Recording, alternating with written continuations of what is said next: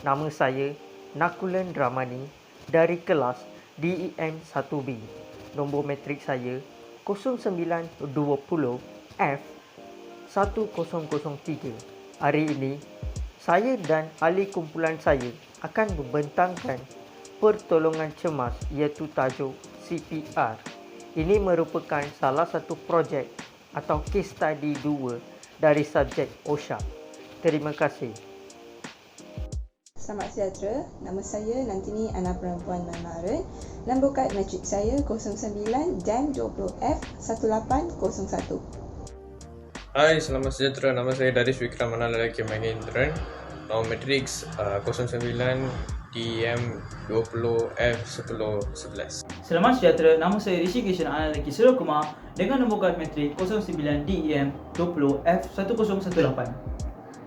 Selamat sejahtera, nama saya Kishan Ana Lelaki Sasi Kumar. Nombor matrik saya 09 DEM 20F1020. Saya akan membentangkan pengenalan restitusi kardiopulmonari. Cardiopulmonary restriction adalah prosedur kecemasan yang dilakukan dalam usaha bagi mengembalikan aliran udara atau manual fungsi otak sehingga langkah selanjutnya dapat dilakukan bagi mengembalikan aliran darah dan pernafasan secara spontan pada seseorang yang jantung berhenti berdengup. Ini ditunjukkan pada seseorang yang tidak bertindak balas dengan berhenti bernafas atau pernafasan tidak normal. Sebagai contoh, pernafasan sengsara. Ia boleh dilakukan di dalam hospital atau di luar hospital. CPR membabitkan menekan dada pada sekurang-kurangnya sedalam 5 cm dan pada kadar sekurang-kurangnya 100 kali dalam setiap minit sebagai usaha menghasilkan peredaran buatan dengan mengepam darah melalui jantung secara insani.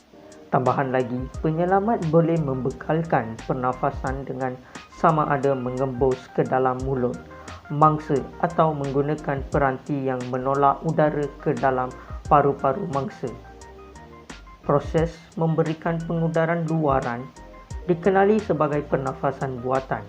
Cadangan semasa menekankan pemampatan dada berkualiti tinggi melebihi bantuan pernafasan. Kaedah CPR yang mana cardiopulmonary restriction dipermudahkan membabitkan pemampatan dada hanya digalakkan bagi penyelamat tidak terlatih. Sekarang saya akan menerangkan tentang objektif pertolongan cemas. Pertolongan cemas ini sangat penting. Ia dapat memanjangkan masa kritikal mangsa sebelum bantuan perubatan sampai. Mangsa yang dalam keadaan yang kritikal dan mempunyai masa yang singkat dapat diselamatkan. Selain itu, pertolongan cemas juga dapat mencegah kerosakan otak. Ini kerana dengan melakukan CPR pada mangsa, sistem pernafasan dalam badan mangsa dapat berfungsi dan darah yang mengandungi oksigen tersebut akan mengalir ke otak mangsa. Ini menyelamatkan nyawa mangsa daripada kerosakan otak. Selain daripada itu, pertolongan cemas ini mempunyai 2 matlamat. Yang pertama, ia dapat mengekalkan aliran darah ke seluruh anggota badan, terutamanya otak. Matlamat yang kedua adalah untuk mengekalkan aliran udara masuk dan keluar dalam paru-paru. Kedua-dua matlamat ini sangat penting kepada mangsa yang dalam keadaan yang sangat kritikal. Mangsa dapat diselamatkan dan mengelakkan dari keadaan bertambah buruk. So hari ini saya nak bentang tentang pertolongan cemas. Apa tu pertolongan cemas? Pertolongan cemas ataupun bantuan awal yang diberikan kepada mangsa selalunya dapat membantu menyelamatkan nyawa mangsa. Pertolongan cemas diiktirafkan sebagai bantuan atau rawatan awal yang diberikan kepada seseorang yang mengalami kecederaan dalam sebarang kemalangan atau sakit secara mengejut sebelum ketibaan ambulans, doktor, doktor atau pakar perubatan sebelum mangsa dihantar ke hospital. Dalam kebanyakan kes kecemasan, rawatan bantuan pernafasan mulut ke mulut (CPR) amat penting diberikan kepada mangsa. Ia bertujuan mengecah kerosakan otak sebelum menerima bantuan perubatan. CPR mempunyai dua matlamat, iaitu mengekalkan aliran darah ke seluruh anggota badan dan mengekalkan aliran udara masuk dan keluar ke paru-paru. CPR adalah teknik mudah yang hanya memerlukan peralatan minimum.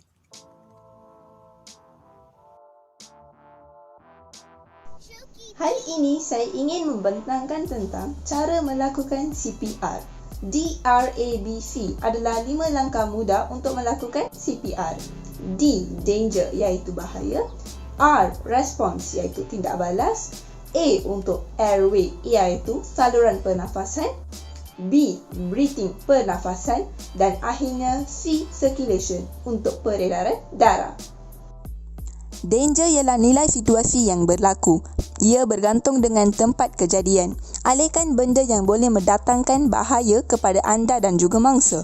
Cuba minta bantuan kalau perlu untuk mengawal keadaan. Seterusnya, response. Anda perlu periksa tindak balas pesakit, kejutkan pesakit dan juga tepuk bahu pesakit.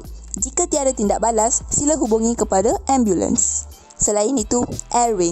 Lakukan teknik angkat dagu dan dongak kepala. Buka saluran nafas pesakit secara mendongakkan kepala dengan satu tangan, manakala dagunya diangkat dengan tangan yang satu lagi.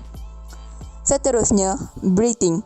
Dekatkan pipi anda dengan hidung dan mulut mangsa. Lihat ke arah dada pesakit. Lihat, dengar dan rasa pernafasan mangsa selama 5 hingga 10 saat. Jika tiada pernafasan, picit hidung mangsa sehingga tertutup dan beri 2 hembusan penuh ke dalam mulutnya selama 2 saat setiap hembusan. Akhirnya, circulation. Jika tiada tanda pernafasan normal, batuk atau sebarang pergerakan pada mangsa, mulakan tekanan di dada pesakit. Teruskan dengan 2 hembusan dan 15 kali tekanan sehingga bantuan perubatan tiba. Sekarang, jom kita lihat gambar-gambar bagaimana CPR dilakukan. Kesimpulan, pertolongan cemas atau bantuan kecemasan ialah sebuah pertolongan yang diberikan kepada mangsa atau pesakit sebelum ketibaan ambulans atau pakar yang kelayakan. Kesimpulannya, serangan jantung dan pengetahuan CPR tidak optimum pada masyarakat. Masyarakat perlu mengetahui cara-cara melakukan CPR kerana dapat menolong orang yang perlukan pertolongan cemas pada masa yang tepat dan boleh mengurangkan kehilangan nyawa. Kerajaan juga boleh mengadakan beberapa program bagi memberi pendedahan tentang kepentingan mengetahui pertolongan cemas ataupun bantuan kecemasan dalam kalangan masyarakat. Itu sahaja daripada kami. Terima kasih.